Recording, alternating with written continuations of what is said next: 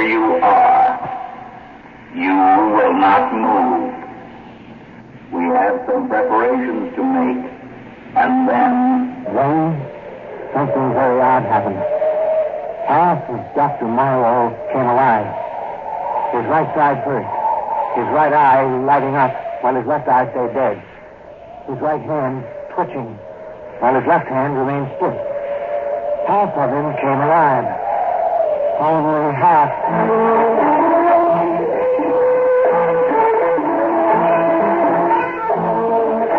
Theater 5 presents Terror from Beyond.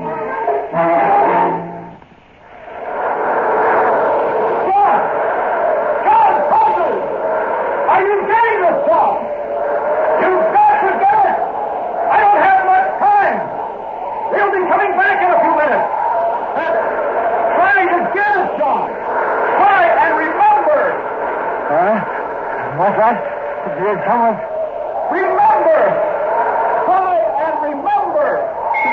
You will not remember. Do you understand? When we are gone, it will be gone, as if it had never happened. And you will not remember. But you've got to remember, John! You've got to!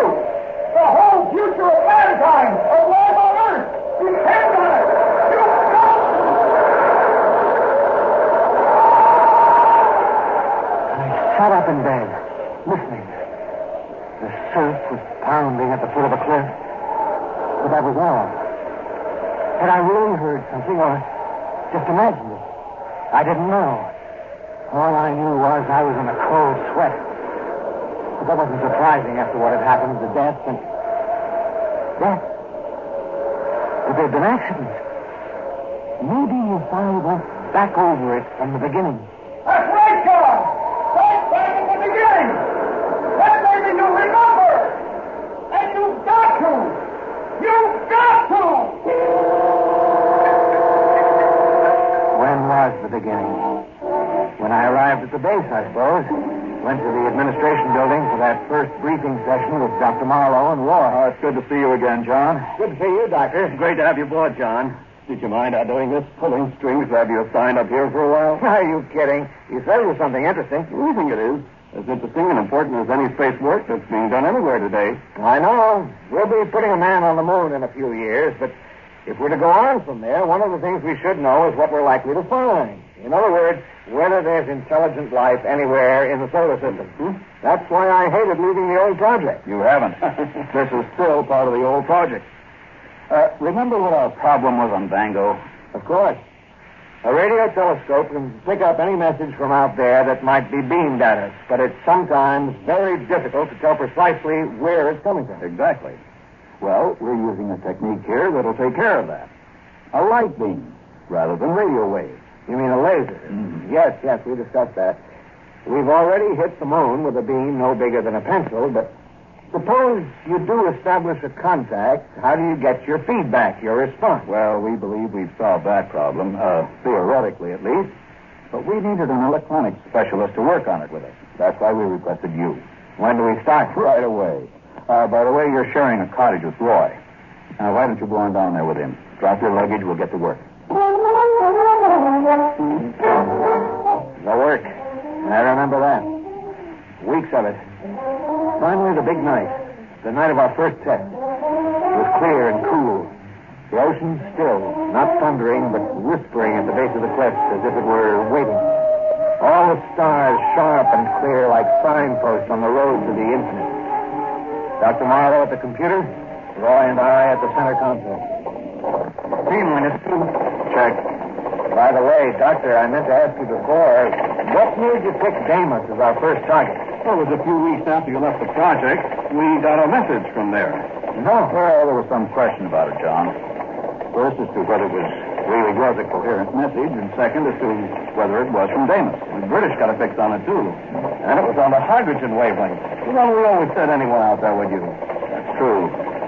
And even though we never got another one, I thought it was worth exploring further. Of course. But that's fantastic. Yes, it's an exciting prospect. But it's also a rather frightening one. Why do you say that? We're reaching out, John. We're getting close to the secret of matter, the origin of life, the mystery of the universe. Sometimes I become a little afraid. Afraid that we may stumble onto something that's too much, too big for us. T-minus 10 seconds. Check. Hold on. Give me a reading, John. Vector 9, 18.2 and steady. Time. How long to contact? 3 minutes, 28 seconds. We sat there tensely, watching our instruments and the clock. Then, there it is, the feedback. We've done it. Next now will be to maintain contact. Wait a minute. What's that? It sounds like a pattern. Listen, even numbers. Now odd numbers. Great Scott, do you think we've got something? Follow it. Follow it. Start with an even series.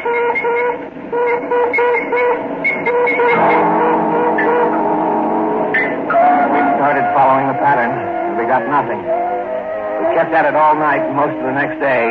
Still nothing. Wait. The next night, it's starting to come back to me now. I remember.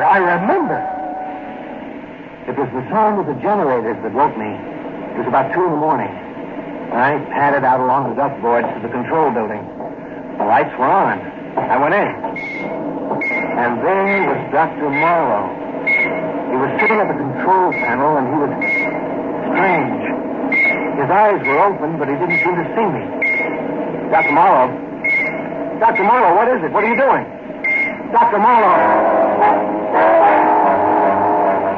Then something very odd happened. Half of him came alive. His right side first. His right eye lighting up while his left eye stayed dead. His right hand twitched while his left one remained stiff. And then... What? Oh, hello, John. Is anything the matter, Doctor? Oh, why should anything? Hey, what am I doing here?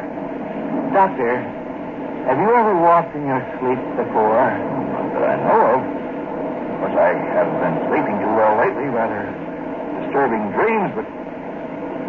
John, did you change this beam frequency? No, Doctor. You must have done it in your sleep. Should I switch it back? No. Cut the power, but leave it. I'd like to look at it again in the morning. Do some thinking about it. Somehow, neither of us mentioned it the next day. We just went on with our work, collecting data, trying for another contact, if it had been a contact. And that night, yes, it was that night that we discovered what it meant. The generators woke me again. I looked at my watch. It was almost 3 o'clock, and for some reason, I was terrified. The door of Roy's room was open. As I went by, I saw that his bed was empty. Then I was walking along the duckboards to the control building. The lights were on again.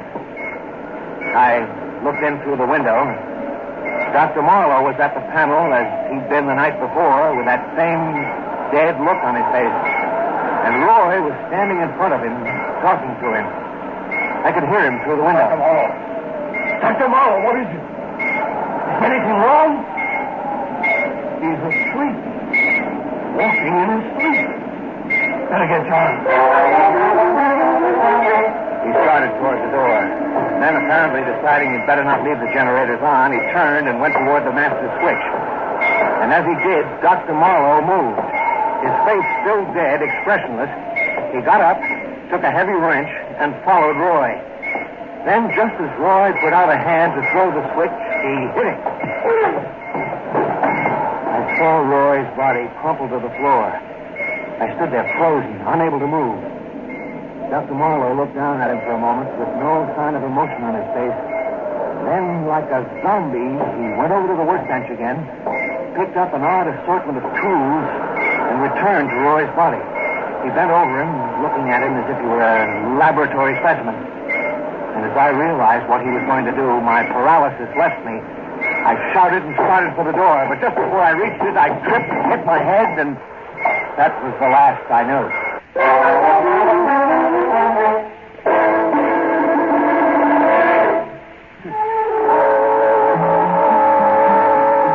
I'm not sure how long I was out, but when I came to, I was lying in front of the door and a dark shape was bending over me. John, what happened? Keep away from me. Don't touch me. I saw what you did in there. And where? When? Just now in the control room to Roy. What do you mean? I just came up here from my cottage. I had a bad dream, came out to get some air, and I found you lying here. But I tell you, I saw you and... And what? I must have imagined it, dreamed it, because I thought I saw you kill him.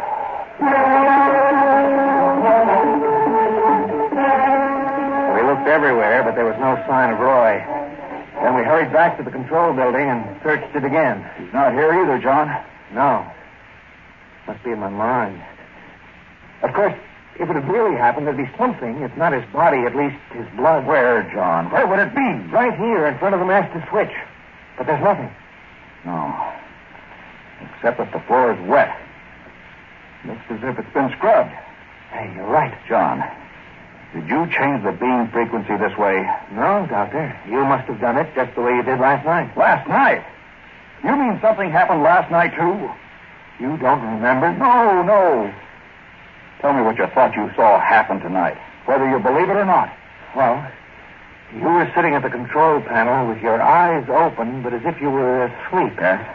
The generators were on, and the beam frequency was set the way it is now. Roy was speaking to you, but you didn't answer him. Then when he started to cut the power, you picked up a wrench and hit him. I hit Roy? But that's not the worst of it. After that, you picked up some tools and bent over him as if he were a laboratory animal. Telling you about it now, I know the whole thing's mad. It's impossible. I wonder. You mean it could have happened some way? Without your knowing In it? the old project, and in this one. We've been listening for messages from out of space, trying to determine whether intelligent life exists anywhere in our galaxy. John, if it did exist, what form would it take? Well, it wouldn't necessarily look like us with two arms and legs. Exactly. And suppose it existed in a totally different form, in the form of electrical energy. Electrical energy? Why not? Isn't that the way the brain functions, giving off electromagnetic waves? And what do we know about Deimos? Suppose living beings existed there, in the form of complex electrical charges, and a channel were suddenly opened between it and the Earth. A laser beam. You mean they could travel down it, take hold of someone, you... I'm speculating, John. Of course, even if it's true, we don't know if these entities are malevolent, dangerous, or not. When they made you kill Roy? Because he was going to shut off the transmitter, cut off contact with their base. As for the rest, well, they'd be very interested in the human body, particularly the brain. They'd want to examine it, study it. You realize what you're saying, suggesting, Doctor? Intelligences from outer space, another world, the taking over of a man's body by forces that we... Yes, John, I know what I'm saying. And while I'm only hypothesizing, I don't really believe it's possible. Do you own a gun? Yes. So happens I do. Well, start carrying it. And if you notice me doing anything strange, don't hesitate. Shoot. And shoot to kill. I didn't go back to sleep that night. And I was convinced that I would never sleep again. Because it would be then that it would be easiest for them to... No, I can't think about it. I won't. Even now. I felt a little better in the morning. I went over to have another talk with Dr. Marlowe. But he wasn't at his cottage. He wasn't anywhere on the base. And no one seemed to know where he was. Then I called Colonel Gately at headquarters. No one there knew anything about Dr. Marlowe or Roy. But by that time, something had happened to me. It had all become blurred, like an old nightmare that you know was frightening, but whose details you can't remember. About a week later, the colonel called me and asked me to meet him at the police station in the town nearby. You knew Swanson pretty well, didn't you, Parker?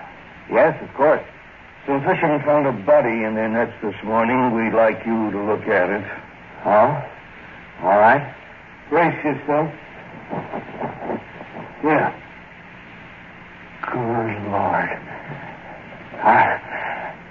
I can't be certain, but I'm fairly sure it's Roy.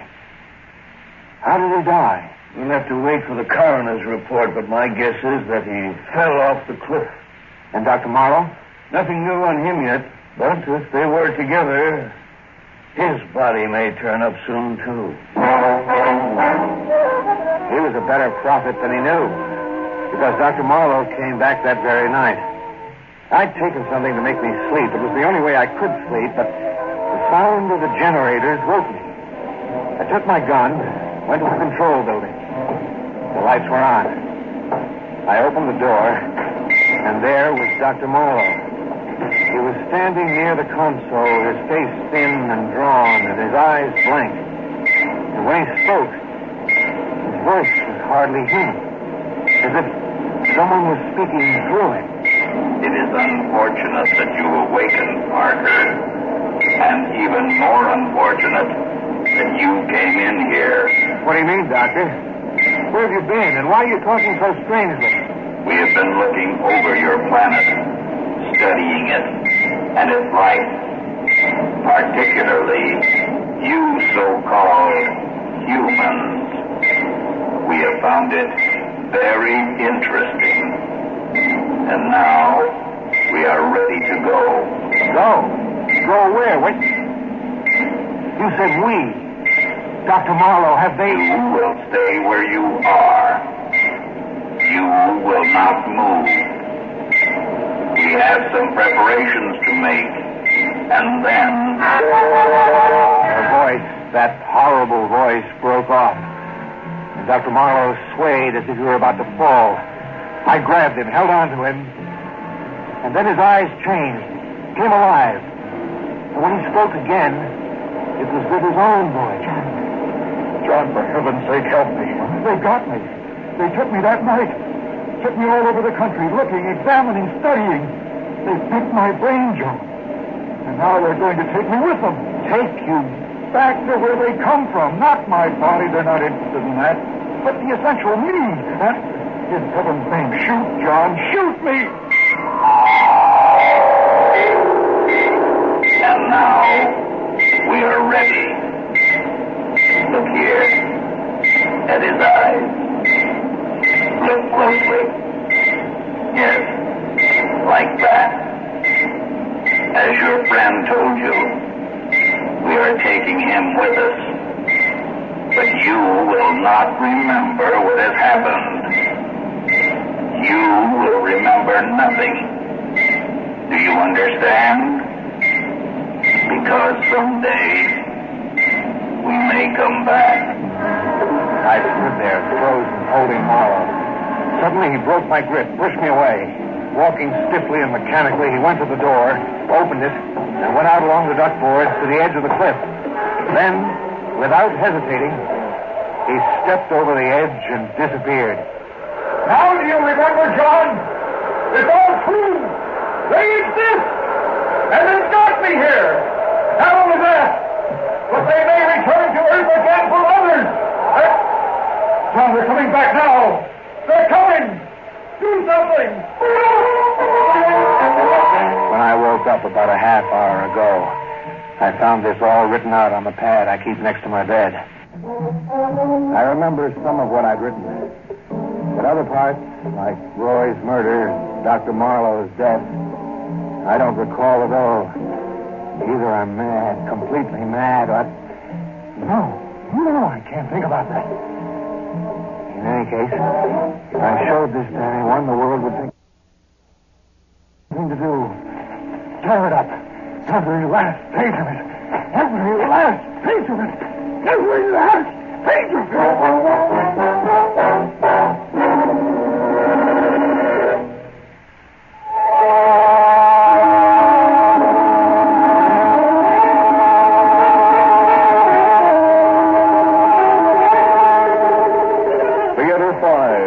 Presented Terror from Beyond, written by Robert Newman and directed by Warren Somerville.